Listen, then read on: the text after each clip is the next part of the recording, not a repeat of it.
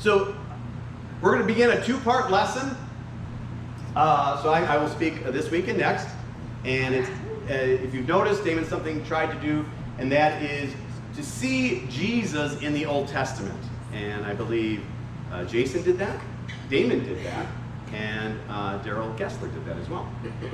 So I'm here to do that, and what I've chosen, the book I've chosen is Ecclesiastes, and which is a bit of an odd book in terms of trying to see Jesus in the New Testament, or see Jesus in the Old Testament, because there's no prophecy, there's no mention of a Messiah, and it's like a bit of an odd one. But I want to encourage you to know Ecclesiastes because two things. One, I don't think it's speculative to say that Jesus read Ecclesiastes. I mean, he was a Jew. He's 30 years old. He grew up in a Jewish family who, by the way, must have been quite devout and sincere because God the Father chose them to be the earthly parents of Christ himself. So, Jesus read Ecclesiastes. And for those of you in Matthew 5:17, Jesus specifically says, "Do not think I have come to abolish the law or the prophets. I have not come to abolish them, but to fulfill them." That's in Matthew 5:17. So, in short, don't expect any surprises. You can read the Old Testament through and through. Jesus is not going to counter that. He's not going to refute it. "Oh, we made a mistake, kind of jumped the gun, sorry about that. I got news teaching for you." That's not happening. I do realize that Ecclesiastes is neither the law nor written by a prophet, but again, Jesus did read it and he did support it. All right, to start this morning, I'll have to acknowledge the fact that I'm biased. I have a lot of biases. Football teams and maybe hockey teams, but when I read the scriptures, I have a bias, and that bias is I sincerely believe that God the Father is a compassionate God, that he's a just God. And when I read the scriptures, I'm going to read with that filter. You should know that. And you should also know that others have different biases, and you got to work with that. You got to understand that. None of us go to a piece of literature with a completely blank slate, and we don't have biases. We do have them. That's my bias. Even though it's my bias, it doesn't make it easy when I read some very difficult scriptures. And Ecclesiastes has them. You have difficult passages that you have to reconcile with the New Testament. And you may think, well, how am I going to do that? That's pretty harsh. Whatever the author of Ecclesiastes, which by the way I'm going to use as King Solomon. There's some debate on that, but we're going to use King Solomon as the author. It doesn't make too much a difference who wrote it, but as you'll see in a moment, trying to understand the author, he'll play an important role. So I chose Solomon, King Solomon. Many people do. So when you have God as your Lord, and at first maybe as you enter in an attempt to know God, it could be a bit of aloof, and then you're trying to draw closer and closer like a friend. And as you get closer and closer, and then you read the scriptures, it's like it almost becomes unsettling. So if God is this aloof being, and that is your understanding, that just he's all powerful, okay, I got it. It's kind of aloof, doesn't get involved. You may think, well, it all kind of makes sense, because if you look around, things are kind of messed up. Everything kind of falls into place. No wonder someone's sleeping at the wheel. No wonder someone's aloof. That makes sense, because I think there's a lot of things out here that need to be fixing. However, if you take on the idea that God is the good shepherd, he's going to take care of you. Well, now you're going to come in contact with some passages, certainly in Ecclesiastes and maybe others in the New Testament. It's like, how am I going to reconcile that? God is the good shepherd, but he said some pretty harsh things.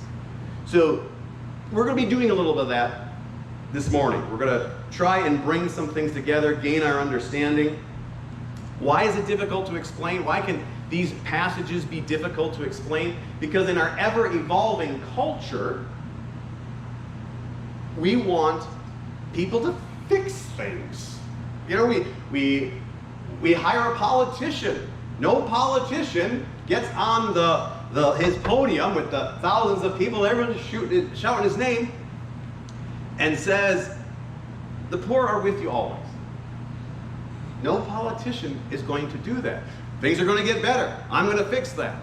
I'm going to do this, and I'm going to do that. And everyone's like, yeah, that's exactly what I want. That is our culture. We want a God to fix things. We want to be just like that politician I voted for. Would you vote for Jesus as president? Call him king. Vote for him as president? We hear it in our songs. I don't know if you know the song, "Trouble Come My Way." Gotta pray sometime, because I'm talking about Jesus. He will fix it. There it is. It's right there. Come on, Jesus, fix it. My mom's got cancer, fix it. I'm struggling with relationships, fix it. I'm struggling with my job, it's all stressful. Fix that. Our American ethos, life, liberty, the pursuit of happiness. It's right there. It's in us. We love it. Love the happiness. Our goal is happiness. Ecclesiastes has a reputation of being way, way away from that. No happiness. It's all drudgery. It's the worst. It's dark. I don't sign up for that concept, by the way, of Ecclesiastes. Serious, yes. Dark, no. Not at all. So the goal of this lesson, as always, will be to draw closer to Jesus. And the plan is to walk through Ecclesiastes, and then next week as we go through the parallel lesson, as we focus on Jesus in the New Testament. And you'll see a familiar ring. My goal is to show you a familiar ring between what Jesus taught, what he held up, and see that actually being somewhat repeated from Ecclesiastes. And you'll walk away and say, yes, I love Jesus, all those difficult passages, and the good ones too. So let's get into understanding Ecclesiastes. We're going to talk about the author. That's going to be Solomon, as I told you. Who was Solomon? Solomon was king. He is known for being very wise. I think we should, many of us know that. He's also known as being rich. Heavily on the rich. Big on the rich. If using the Bible to help interpret the Bible, which I highly recommend, you're going to see that as we talk. 1 Kings chapter 10, 27. You don't need to turn there. I'll just mention it. 1 Kings 10, verse 27. It talks about what was it like to live under King Solomon's rule. Well, that particular passage says silver was as common as stones. That's rich. that's doing good times. That is pretty serious. Now, heavy on the hyperbole there, but make no bones about it. Israel was doing very well. Leaders were coming to visit King Solomon. It's like, I hear you're the wisest man in the world. I gotta hear it with my own ears and see it with my own eyes. And they did. And they walked away impressed. Solomon had time to explore and to make things excellent. He went after things. Many of us have read Ecclesiastes, know a little bit about it. Yes, he did all those things. He ventured out. He had time to explore. That's the author, the structure of the text. Now that's where things get rough, the structure of the text. It's a myriad of topics. It's all over the place. People get kind of confused and kind of say, this is just a rambling of an old man. Like, what in the world? Am I supposed to get anything out of this? You got to keep in mind that it was written with poetry. It was written as poetry. Now, we don't get any rhyming in the English language, but it's there. But you have to think of how a poet writes. Is a poet direct? No, a poet's not direct. Does a poet may have swooping comments? Right. Yes. He likes to use language. It's supposed to be, poetry is supposed to be entertaining.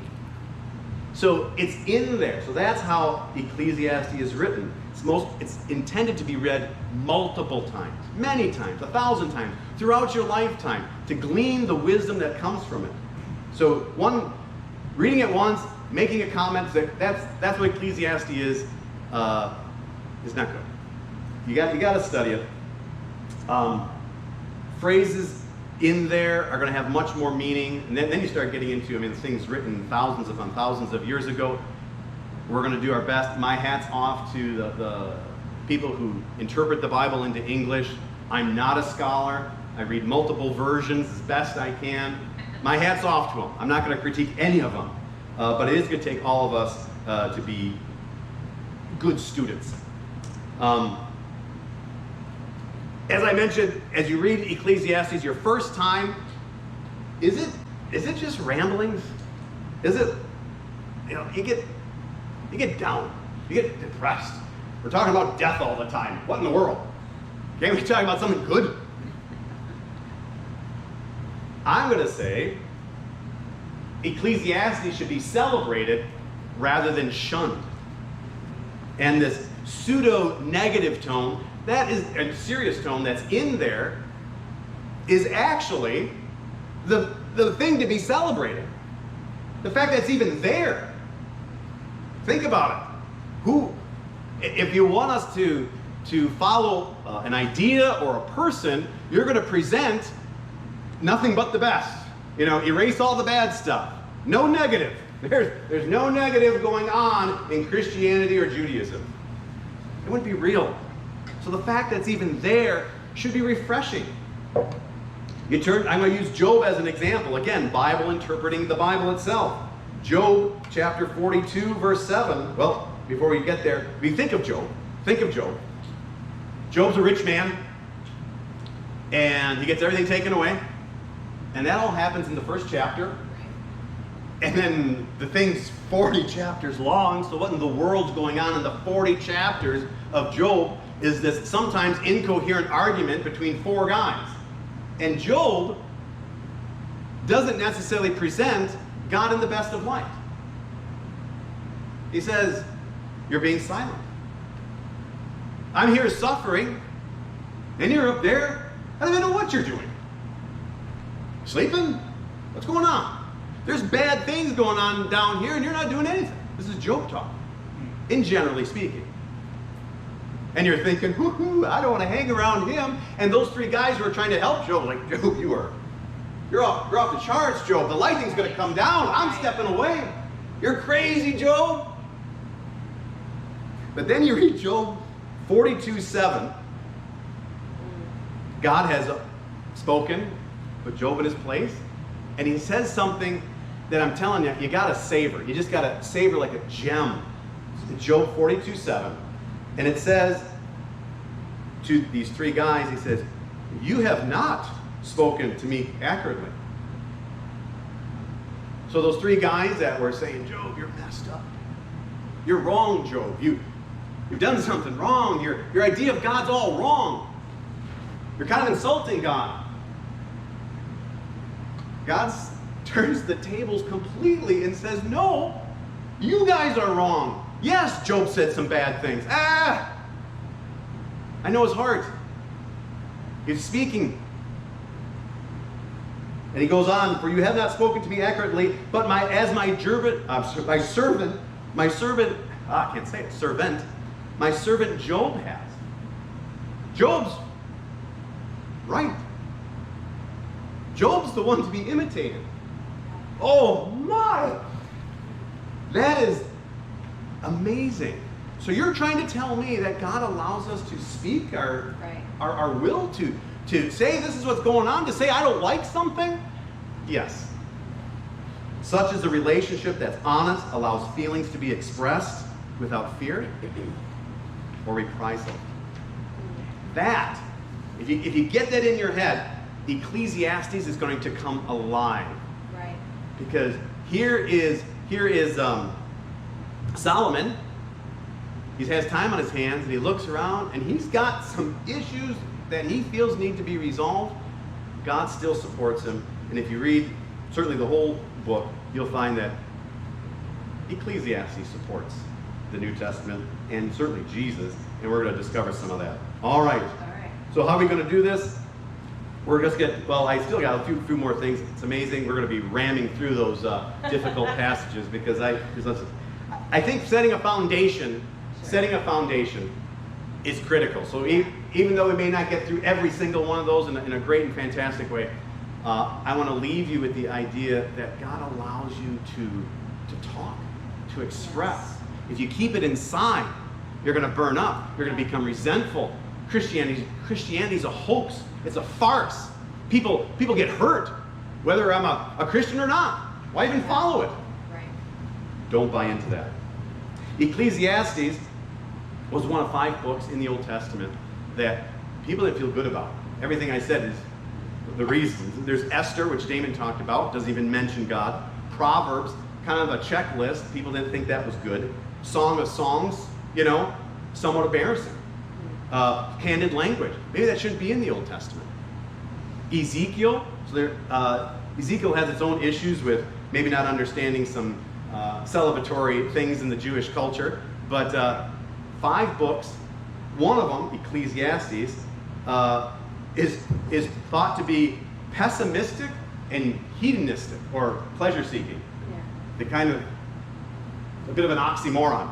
It's too pessimistic, too hedonistic. Well, make up your mind. What is it? People need to understand poetry. Not that I do. I just know it takes reading. Right. A lot of people support Ecclesiastes. John F. Kennedy, he quoted often and thought Ecclesiastes chapter 3 was the best passage. And did it many times. There was an American novelist who was certainly huge in instituting new thought to be a child prodigy, thought Ecclesiastes as the greatest single piece of writing ever written, and its wisdom expressed in the most lasting and profound, and he was not a Christian. George Orwell, William Shakespeare, Ernest Hemingway, all mentioned Ecclesiastes as an amazing piece of literature, 12 chapters long. You can read it in less than a half hour. The Byrds, I don't know, B-Y-R-D, there's a band from the 60s. Turn, turn, turn, tell me if you know it. Oh yeah. Oh, there you go. Fantastic song. I mean, the inspiration of Ecclesiastes is amazing. Did you ever hear adages like flying the ointment? Yeah. Nothing new under the sun? Eat, drink, and be merry. All come from Ecclesiastes. It's in our culture. Right. I hear it at work, and they don't even know what they're saying. I try to bring it up. Hey, by the way, you just quoted scripture. Some appreciate, some don't. Yet at the same time, the negative nature of the book gets people despondent. Difficult to follow. I don't like death being talked about so much. But it's the claim of contradictions that kind of gets under my skin, that say, I got to start defending things. If you think it's negative, okay. I'm not gonna tell you how to feel. But if you're gonna claim contradictions, well, now I'm gonna get all riled up. And that's what we're gonna do here as we try and finish up at a decent hour. Hopefully ate a great breakfast. So we're in for the long haul here. So we're gonna cover 4 things. Everything is meaningless. Deny the afterlife. Do not be too righteous. And recommending a life of hedonistic pleasure. Is that really what's going on in Ecclesiastes? Is that really? We don't know. We're going to find out. All right. Ecclesiastes 1:1. We're going to start out opening salvo. Opening salvo. The author is like, he is taking his cannon and shooting it right over your bow. It's like, this is what I stand for. This is what I'm talking about. The words of the teacher, son of David, king in Jerusalem. So clearly all those things is what King Solomon was. Son of David, king in Jerusalem, and acknowledged as a teacher. Meaningless! Meaningless! Says the teacher. Utterly meaningless. Everything is meaningless. How many times you can use meaningless in 2 verses? What do people gain from all their labors at which they toil under the sun? You're going to see under the sun mentioned a lot. Generations come, generations go, but the earth remains forever. The sun rises, the sun sets, and hurries back to where it rises. The wind blows to the south, to the north, round and round it goes, ever returning on its course. All streams flow into the sea, yet the sea is never filled. To the place the streams come from, there they return all over again. All things are wearisome, more than one can say. The eye never has enough of seeing, nor the ear filled with hearing. Woo! We'll stop there. Maybe that's enough for some of you. It's like, that's pretty meaningless? Really? I'm using the NIV. I like the NIV. Meaningless. Oh man, I don't know. I don't know if I'm going to make it to the next 11 chapters. It might be meaningless. The NIV uses the word meaningless. King James and the ESV use the word vanities. Right. The Holman Christian Standard, another great one. Absolute futility. All good. Doesn't really help as far as making you feel good. If you go into the Hebrew, you hear the word hevel being mentioned. And what the authors have tried to do, or the people interpret, they tried to interpret the word hevel. What could it mean? Keep in mind we're talking poetry, so it could mean a lot of things. And again, using the Bible to interpret the Bible. I must have said that 5 times already. We're going to say it again, I'm sure. You will find that the context clarifies what hevel actually is. It's the context. For example, we'll play a little bit of a game here. All right. And this game I'll call How to Embarrass Yourself in Public. So, I'm going to say a word, and I would like someone to raise their hand, and please interpret it for me. Sweet. S-W-E-E-T. Tony, you're a very knowledgeable man. Please inform all of us what the word sweet means. I mean, in slang, it can be something really cool. Oh, now I want one. Pick one. An extremely good turn of fortune when you say sweet. Excellent. I'd like to say, Tony, you're wrong. I know. And he knows he's wrong. Sweet is a taste. Right. It's a taste. Same word. And Tony knows where I'm going. He's been up here speaking before. He knows me. All right, I got another one for you. This one's new. Maybe I need the younger crowd. A lot of the younger crowd has gone. So I'm looking for one answer. None of this Tony trying to do both. Gymnastics. Yeah, no verbal gymnastics here. I simply want to know. It's a simple question. Could someone please define the word sick to me? I just want one definition, please. Devish, please. Ill. Very good. You're wrong. And by the way, apparently I'm wrong too. I used to think the same thing. Wrong! No, sick means way cool, apparently, or something like that. I wish Nathan was here to tell me. Yeah, that's sick. He got a new little butterfly knife. It's a trainer. If you ever see him whipping around the knife, it's not sharp. It's a trainer. He likes fidgeting with it. And he goes, Dad, that's so sick. In context, he's right. Right. Hevel, in a sense, is the same thing. So if you're really going deep in your study, you're going to find that hevel is used in Psalms and Proverbs, and it'll talk about vapor and mist. In Job, hevel's used, and it's empty. In Zechariah, it'll use hevel, and it means vain. At least it's interpreted that way. I think the term breath maybe covers most all metaphorical meanings of the word hevel. And for me, this changes everything. This is Right.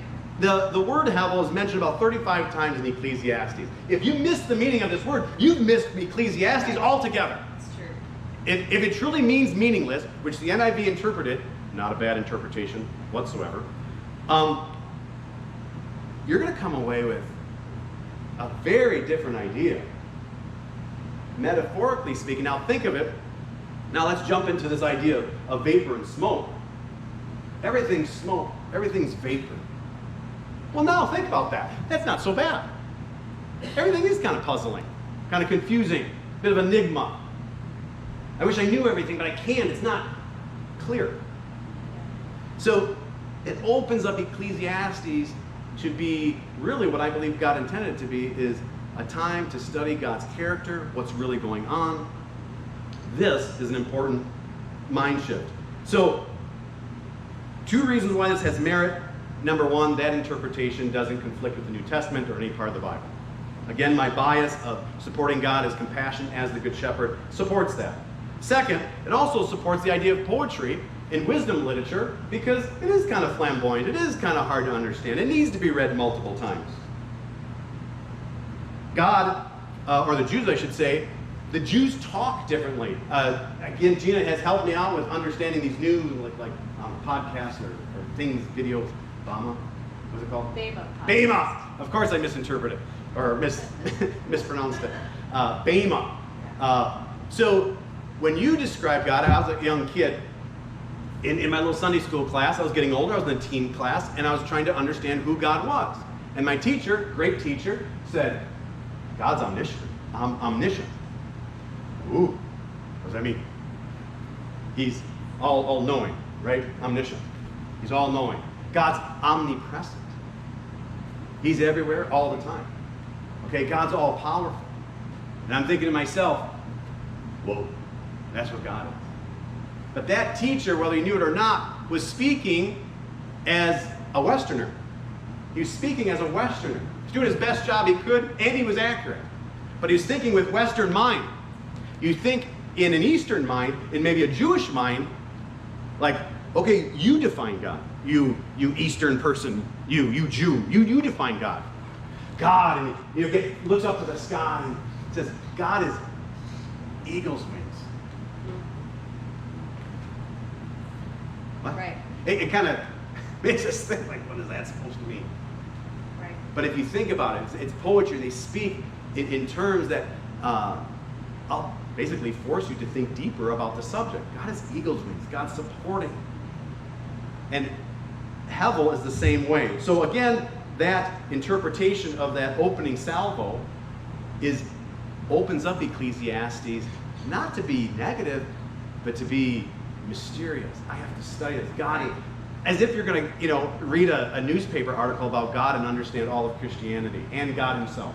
Not going to happen. Ecclesiastes doesn't do that. So, is there a controversy in that? No. It's really more of a misunderstanding. Our second one, denying the afterlife. Oh boy. Now we're denying the afterlife here in Ecclesiastes. Uh-oh. Problems. Ecclesiastes 3, chapter 19. Man's fate is like that of the animals. The same fate awaits them both. As one dies, death. Got to talk about death. So dies the other. All have the same breath. Man has no advantage over the animal. Everything is meaningless.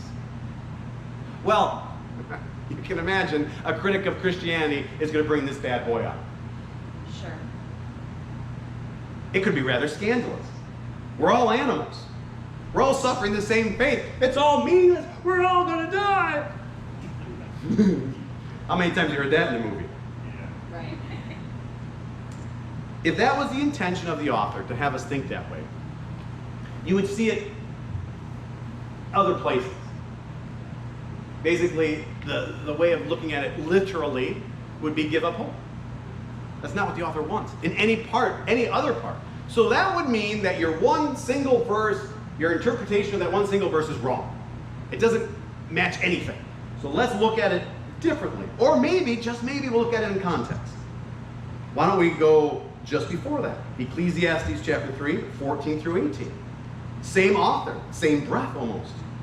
It says, I know that everything God does will endure forever. Nothing can be added to it and nothing taken away. That is quite the proclamation. God is eternal. And I know it. I know that for a fact. I'm not questioning it. I know it. Okay. God does it. Why does he do it? So that men will revere him. Whatever is, has already been. And what will be, has been before. And God will call the past into account. So maybe, I guess, life isn't so meaningless after all, if that's what he's saying. God will call the past into account. Your life here on earth will mean something. There will be a judgment at the end. We're going to continue on. It says, I saw something else under the sun. Not over the sun, not beyond the sun, under the sun. In the place of judgment, Wickedness was there. In the place of justice, wickedness was there.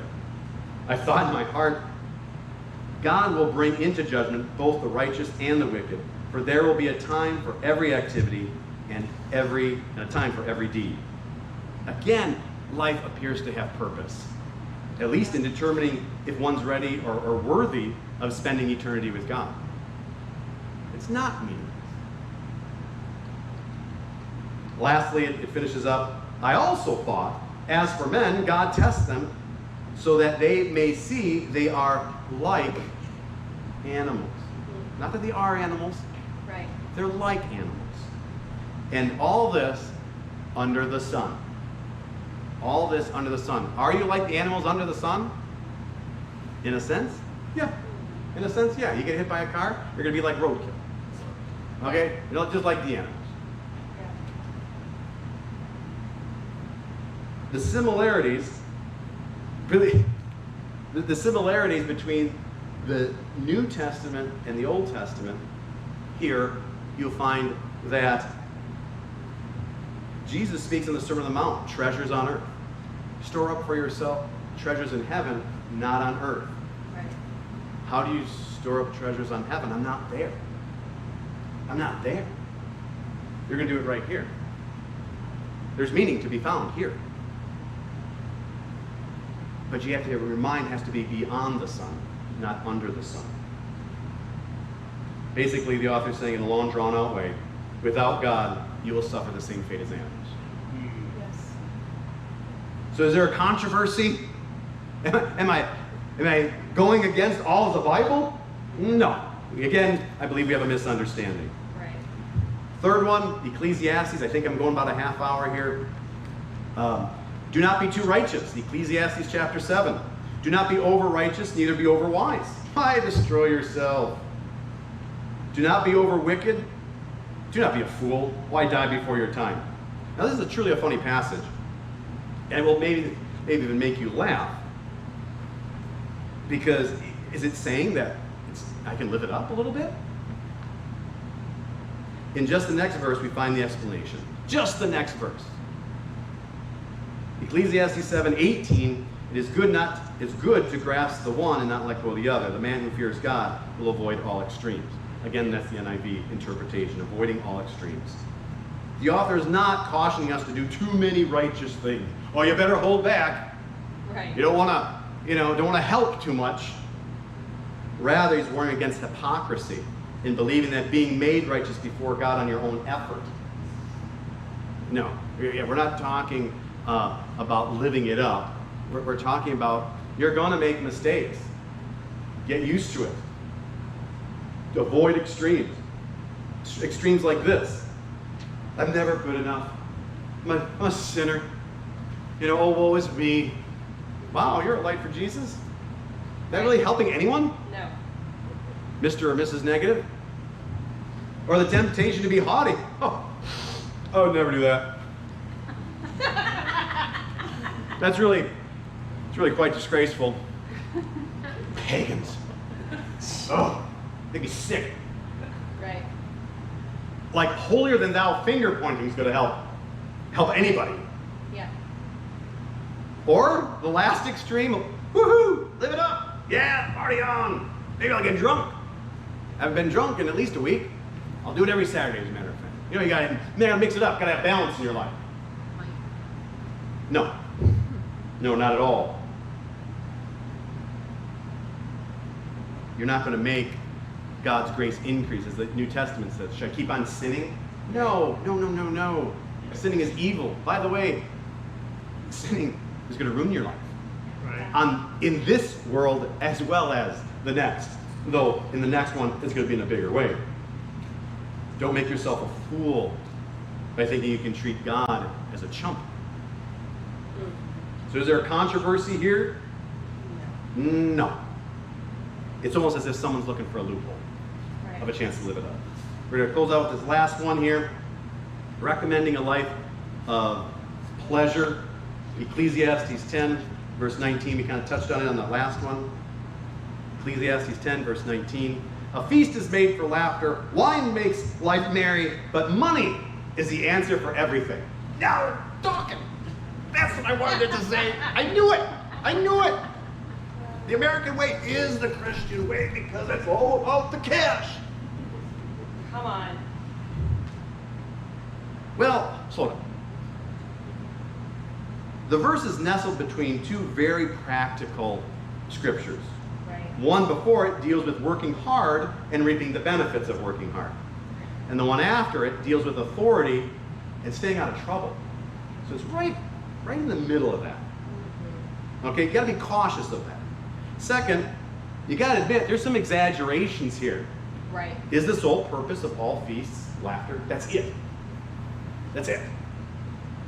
No. Is wine the only thing that makes life merry? No. That's the only thing that happens. Not kids. Nope. Not helping others. Not being successful at your endeavors. No. It's all about the wine. Again, got some hyperbole. Money truly the answer for everything? Ask Stephen Jobs while he was suffering from cancer.